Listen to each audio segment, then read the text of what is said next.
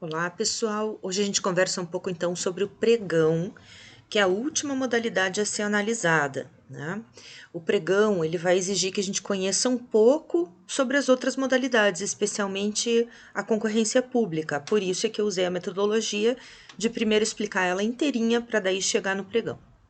Então, olha lá, essa modalidade, diferente das outras, ela tem uma lei própria, que é a 10.520 de 2002, e ela é regulamentada por outros dois decretos, o 3555 de 2000 e o 10.024 de 2019, um decreto recente que trouxe algumas alterações no pregão eletrônico. Então, o pregão, ele nasce por uma medida provisória, porque ele tinha uma inspiração numa lei de uma agência reguladora, e quando essa medida provisória ela é editada, a discussão que se coloca é se essa medida provisória se aplicaria só à União Federal ou a todos os entes federados, né? O primeiro entendimento foi de que a medida provisória se aplicaria à União Federal e nada obstaria que os estados e municípios usassem a sua função legislativa igualmente para produzir as suas leis de pregão. Mas daí essa medida provisória foi convertida na Lei 10.520 e ela virou uma norma geral. Uma norma geral que está inserida no contexto da norma geral de licitações, né? Ela é a norma geral sobre pregão, que se reporta a todo momento à Lei 8.666. Tecnicamente, o que teria sido mais adequado? O legislador acrescentar à Lei 8.666 a modalidade do pregão. Como a origem dela foi numa medida provisória, não foi assim que aconteceu, não foi possível acrescentar à Lei 8.666 essa modalidade. Por isso é que ela tem uma legislação esparsa, mas ela é igualmente uma modalidade de licitação, né? E tudo que a Lei do Pregão e os seus decretos não falem, a gente busca a solução na Lei Geral de Licitação, que é a Lei 8.666. O conceito de pregão. Eu peguei o conceito aqui da professora Irene Nohara, que diz o seguinte, que é uma modalidade para aquisição de bens e serviços comuns, independente de limitação quanto a valor, realizada na forma presencial ou eletrônica, com inversão de fases, disputa feita por propostas e, posteriormente, lances de menor preço oferecidos em sessão pública. Então, vamos por partes. O que é interessante entender? Bom, primeiro que o pregão não tem limite de valor. Eu posso gastar 30 mil reais num pregão, eu posso ter, né, um orçamento de 150 milhões de reais, ou eu posso gastar 3 trilhões de reais numa aquisição, numa compra, numa contratação com a modalidade do pregão.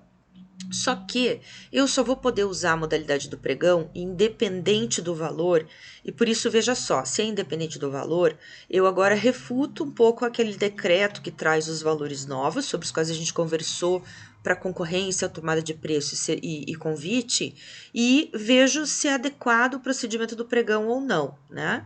Quando é que o pregão se considera adequado? Quando nós estivermos contratando ou comprando bens e serviços comuns. O artigo 1º, parágrafo único da Lei 10.520, vai dizer o que são bens e serviços comuns. São bens e serviços comuns aqueles cujos padrões de desempenho e qualidade possam ser objetivamente definidos pelo edital por meio de especificações usuais no mercado. Esse artigo ele é um pouco difuso, não dá para saber exatamente o que seria um bem ou um serviço de uso comum, mas o fato é que a gente já tem consolidado o entendimento de que aquele produto de prateleira, aquele serviço que todo mundo contrata e que tem especificações não muito técnicas, que é um serviço de jardinagem, limpeza de prédio, copeiro, né? Todos esses serviços eles são serviços comuns para a administração e é possível descrevê-los de forma sucinta, sem grandes especificações técnicas, por isso eu posso usar o pregão. Eu não posso usar o pregão para obras e serviços de engenharia. Por quê? Porque a forma do pregão é incompatível com o tempo necessário para análise dos projetos, é incompatível com o pedido de garantias que tem que acontecer nesse tipo de contratação. Então, por isso, obra e serviço de engenharia, em regra, a gente tem que fazer por convite, tomada de preço ou concorrência pública, tá? Os outros serviços e produtos, sendo comuns, pregão. No decreto federal, inclusive, há uma recomendação para que a União Federal use preferencialmente essa modalidade em detrimento de todas as outras, mas lógico, para bens e serviços comuns. Então, o que caracteriza essa modalidade do pregão? O pregão ele vai se caracterizar pelo seguinte, são algumas as características que eu quero apontar.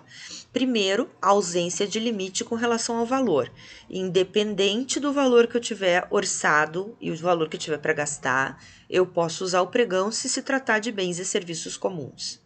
Segundo, só recai sobre bens e serviços comuns. Terceiro, há no pregão uma inversão das fases, e mais para frente eu vou explicar exatamente o que isso significa. Mas no pregão, ninguém é habilitado antes de ter a sua proposta analisada. Então, todo mundo vai ser primeiro classificado para depois ser habilitado. A gente já deu uma ideia mais ou menos sobre isso quando conversamos sobre a concorrência pública regulada pelo Estado do Paraná, onde eu falei que existia uma inversão de fases, né? Na nossa concorrência pela lei do Estado do Paraná, a gente já faz isso. A lei do pregão veio e estabeleceu para o pregão essa inversão de fases. A quarta situação é que o pregoeiro ele tem mais flexibilidade e ele pode inclusive tentar negociar o preço vencedor com o primeiro classificado. Então isso não acontece em nenhuma outra modalidade, porque os preços vêm fixados, né? Eles são segredo e eles só são revelados no momento em que se analisa a proposta. Aqui no pregão é um pouquinho diferente e o pregoeiro que está ali cara a cara com os licitantes, ele pode eventualmente tentar negociar o preço. O pregão só existe do tipo menor preço. Eu nunca posso contratar por melhor técnica ou técnica e preço nessa modalidade. No pregão não se exige garantia da proposta. A gente não chegou a elaborar muito sobre isso, mas lá na concorrência pública é possível que a administração pública exija garantia para considerar que a proposta pode ser analisada. Então, na fase habilitatória, além dos documentos que eu vou apresentar, além de demonstrar a minha capacidade econômica, aqueles casos lá até do convênio, né, do consórcio que a gente comentava, eu vou precisar, inclusive, fazer uma garantia, depositar um dinheiro em favor da administração ou oferecer uma proposta do jeito como está regulado no edital, né, para garantir que eu tenho mesmo um fôlego financeiro para entrar nesse contrato. Aqui, essa operação é vedada, ninguém pode exigir garantia de proposta no pregão. E por fim, e esse é um assunto que vocês vão explorar mais lá no 9º período, os recursos administrativos, eles são realizados numa oportunidade única. Então, o pregão, ele vai, depois de se realizar, ter um ato único no qual a gente vai discutir tudo o que aconteceu no pregão. É um ato que acontece no mesmo momento. As fases do pregão, elas são preparatória ou interna e externa. A fase interna do pregão não muda muito para a fase interna lá da concorrência pública, da tomada de preço. Então, a gente vai ter sempre alguém que identificou a necessidade de uma compra, de uma contratação, alguém que provocou o departamento financeiro para ver se tem disponibilidade financeira, o orçamentário para ver se tem previsão legal, né, no orçamento para gastar, se é adequado, qual é o quantitativo, tudo isso vai acontecer aqui também. Na fase interna, o que eu queria chamar a atenção de diferente é que acontece primeiro a designação do pregoeiro e da equipe de apoio, né? E esse pregoeiro e a equipe de apoio, eles têm que ser na sua maioria servidores, o pregoeiro sempre vai ser um servidor, o pregoeiro tem que ser capacitado, né? Então, o parágrafo único do artigo 7º do decreto 3555 vai falar que na esfera federal só pode atuar como pregoeiro o servidor que tenha realizado capacitação específica para exercer essa atribuição. E por que a capacitação específica aqui é necessária? Quando ela não é necessária na comissão de licitação, que às vezes mexe com mais valores, né? Ela não é necessária na comissão de licitação, porque aqui, diferente de lá, o pregoeiro tem um pouco mais de poderes. Ele vai tocar o processo licitatório até o seu fim, até a adjudicação. Lá a gente viu que a comissão de licitação é responsável por habilitar e classificar, e depois ela manda para a autoridade administrativa competente, né? Não é o que acontece aqui. E eu termino esse vídeo com esse último slide contando como é a fase preparatória. E sugiro que você dê uma lida nesse artigo 3º da Lei 10.520 para descobrir, por exemplo, que é preciso justificar a necessidade da contratação, definir o objeto, ter autoridade competente que vai designar a equipe de apoio e o pregoeiro. Essa equipe tem que ser integrada por servidores, né? Tudo isso está definido lá na Lei do Pregão, que é a 10.520. Fora isso, tudo que você aprendeu até agora sobre concorrência pública, tomada de preço e convite se aplica ao pregão. Ele vai ter também um edital, ele vai ter prazos de publicidade, e no próximo vídeo eu trago todos esses detalhes para você.